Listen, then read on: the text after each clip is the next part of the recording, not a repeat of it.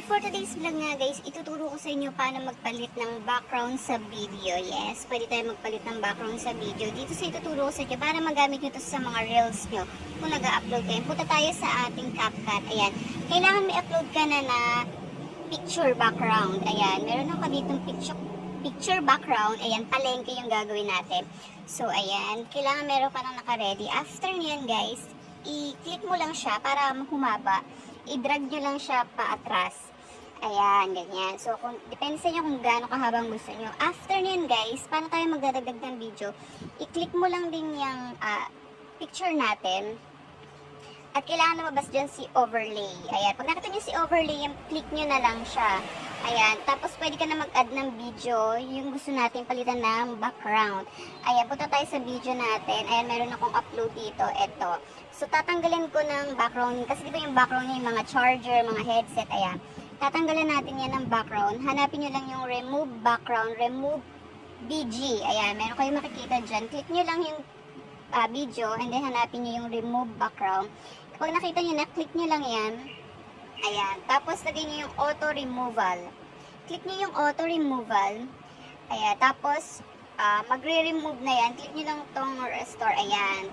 Hintayin nyo lang dito guys sa gilid. May nag-a-apply dyan. May apply feature dyan. Kailangan matapos yan bago nyo i-click yung check. So, ayan. Hintayin lang natin. Magka-countdown yan. Kailangan mag-check dyan. May green na lalabas dyan kapag okay na. So, ito sa akin okay na. Pero hintayin muna natin mag-check yung nasa gilid. Ayan yung umiikot.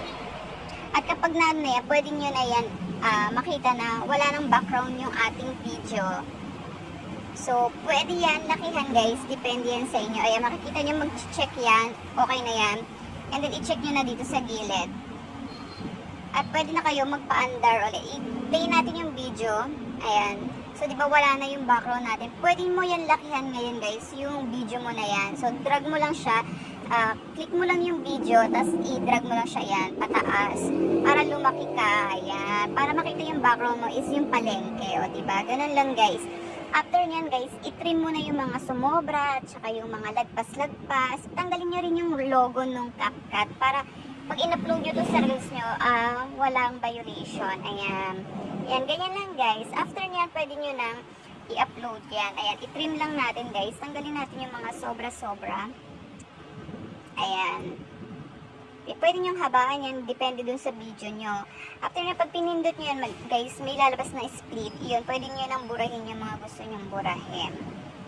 Ayan, diba? At tatanggalan ko to yung umpisa kasi medyo mahaba. Ayan, click nyo lang yan. Pag kinlik mo yan, lalabas yung split. Pindutin mo and then burahin mo na yung sumobra. Ayan, ganyan. Pati dun sa dulo. Ayan, tingnan natin mabuti. Kailangan maganda at pulido yung pagkaka-edit natin para hindi masyadong halatain. O diba, ayan. Tulad nito guys, may mahaba akong video sa dulo. Ayan, tatanggalin natin yung CapCut na yan. Ayan, click nyo lang yan and then delete. So, pag kinlik mo yung video, ayan, mag-split yan.